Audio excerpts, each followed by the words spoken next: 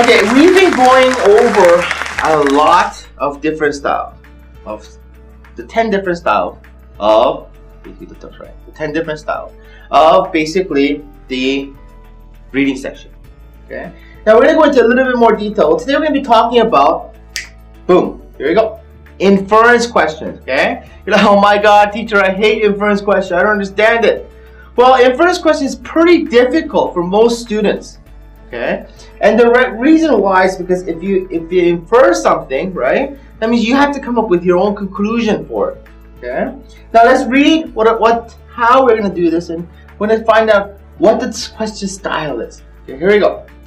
The inference type can be recognized by the word infer or imply, okay, or suggest. Okay, in the question prompt. Okay, inference means something that is only suggested in the text. Okay, it is not something that is directly stated.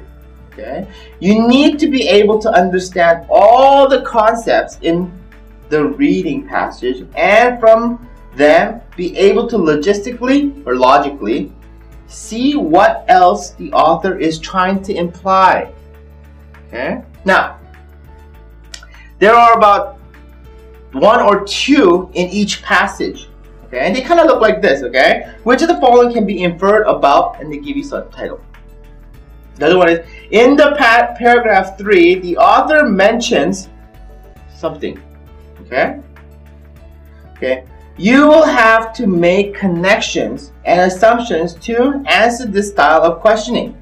Okay, unlike factual questions, answers will not often be found in a single line or text. Okay, what that means is you can't find the answers in the text itself. Okay, you have to actually read the entire paragraph and figure out, oh, okay, this is what the point of the author is trying to make. Okay, this is really, really important. Okay, so I'm going to show you how to do this. Okay, here we go. First of all, the key points in this type of style is, what is the whole passage talking about? Now, you're going to go, is that the main idea? Yes. But there's a point to the main idea. That's what we're trying to get at. Okay? The second thing is, here we go. What type of conclusion can be made? What type of conclusion can you make from this? Okay? So we're going to change it. What do we change it? We're going to take the words infer. Okay? We're going to take the word basically infer, apply, or suggest. Okay? And we're going to replace that word with concluded. Okay? Okay? The other thing is, the 3 steps go like this. You need to find the main idea, number 1. You're going to ask yourself after you find the main idea, so, why, how, and when, and where. Okay? An example of this would probably be like this. Okay? Let's say the passage is talking about David, me. Okay? David was a very interesting person, right? He accomplished a lot of things in his life. Right? That was the main idea. What did he accomplish in his life? Okay? I need you to read the first sentence and the, here we go, last sentence. Why? Conclusions normally come in the last sentence, doesn't it? Okay? Now you need to make up the conclusion in your head. This is really imperative. Okay?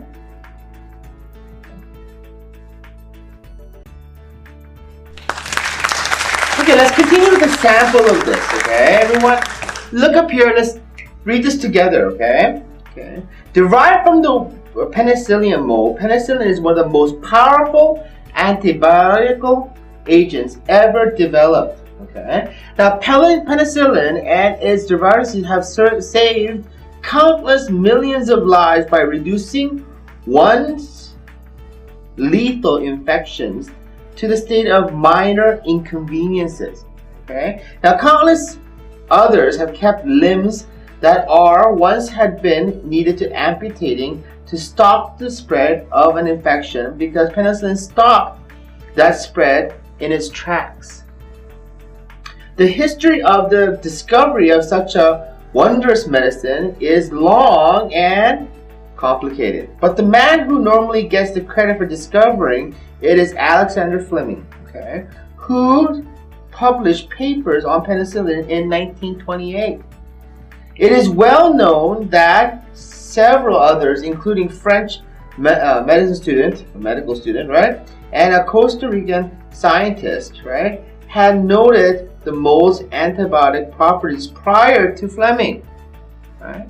But however, it was Fleming who drew the attention of the Western scientific establishment to the mold, and whose work eventually led to penicillin being developed into a potent medicine. Okay. Now we read this together. Okay. Now take a look at the question. Here we go. Okay. What can be inferred from paragraph 1? Let's change it. So we're going to change it to what can be concluded from paragraph 1. Now, why did I change it? Well, everyone listen. If you guys can change the word so that you guys can listen and understand it a lot easier, right? It is more beneficial. Okay? So the most thing is basically now, if you had a question just like this and you try to work it out, right? What's going to happen with this? You're going to go, oh my God, I don't know. I have to read the whole thing to get the idea. Okay? So I'm going to break it down for you, okay? I'm going to go by sentence, okay? Oh, actually, a couple sentences together, okay? Ready? Here we go. Derived from the penicillin mold, penicillin is one of the most powerful antibiotic agents ever developed. Okay, that first sentence, right, it's basically telling you what, everyone? Do we really have to write this down? Not really, but the only thing you can probably write down is basically only the definition, okay? What's it telling you? What the penicillin is, okay? We got the idea from it, okay? The second point here, take a look over here, okay? Second and next sentence over, okay? Penicillin and its derivatives have saved countless millions of lives, reducing once lethal infections to a status of minor inconvenience. So the whole sentence right there is talking about what? We wrap it up.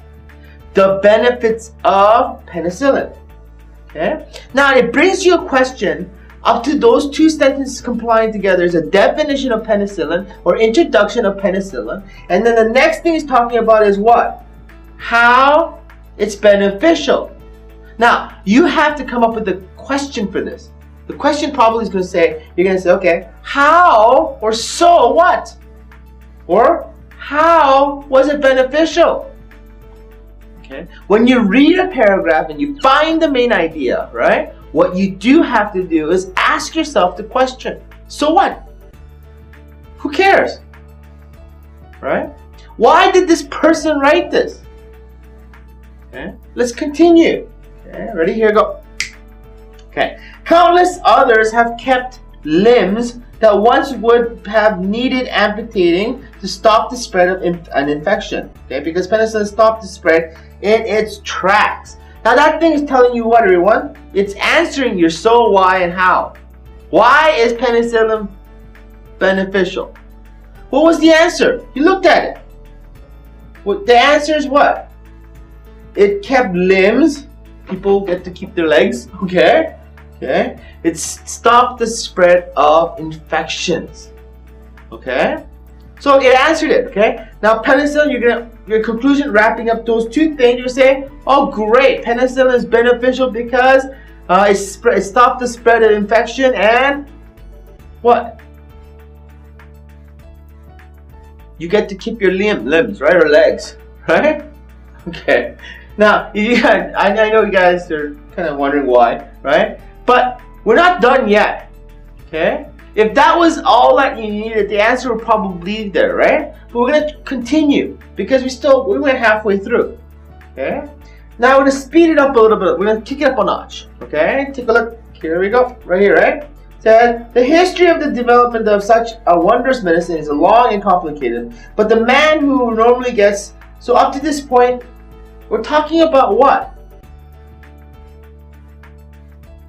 The history. Take a look. History of the discovery of such wondrous medicine. Okay? So the main idea just changed inside the paragraph. What was it now?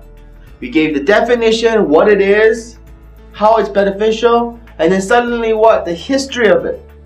Why do you think it's telling you? Telling you why in the past, from that point on, it's been beneficial. Okay? Okay, now let's take your notes that you just took. Just the main points. Okay? And we're gonna see what it looks like. Here you go. Boom. First thing is penicillin. You had the definition, right? What was it? Antibiotics, right? The second thing, you talked about what? Yeah, keeping your legs, right? And stopping the spread of infection, wasn't it? Yeah. And after that, the next couple sentences all the way down, we don't really have to read it. Why? Because it's talking about what? The history of medicine. Talked about Alexander Fleming, right? So if you look at the question itself, and you take a look at your notes, question, here you go. What is the infection? What can be inferred in paragraph 1? And your answer is A, B, C, D. Boom, boom, boom, boom. Okay? So we go back up, right? Take a look, okay? We look at your notes, right? And when you look at your notes, right? Basically, you're going to see, let's look at the first one right away, okay? Mortality rates from infections are much lower today than they were in 1920s. Okay? If you take a look at your notes, the history of medicine, looking backwards, history of medicine kept the limbs and stopped the spread because of penicillin. Boom, boom, boom, upwards, backwards, right? Which is what? People died less, basically. Okay? So it kind of does make sense, doesn't it? Okay? Well, now, let's look at the whole thing together. Here are the actual reading. This is the actual question. And this is the answer. Right away. We don't have to look, well, I want you to read the other ones, right? Look at the other one. I know the answer is A. But penicillin has proven very useful, but can also be potent and deadly effects, right? That was never mentioned. It doesn't talk about anything about deadly effects. Next one, Alexander Fleming was disorganized in several aspects of. It didn't talk about any of. It talked about the benefits of how Alexander Fleming was the discovery of penicillin, but it never talked about anything regarding disorganized. Last one, those scientists would really get credit for. No, it didn't. There's a couple of people who would have got credit. Okay, and who was that? First, if you look up here, you have it here, right? We also had the French medical students, right? So that's not it. Answer is A.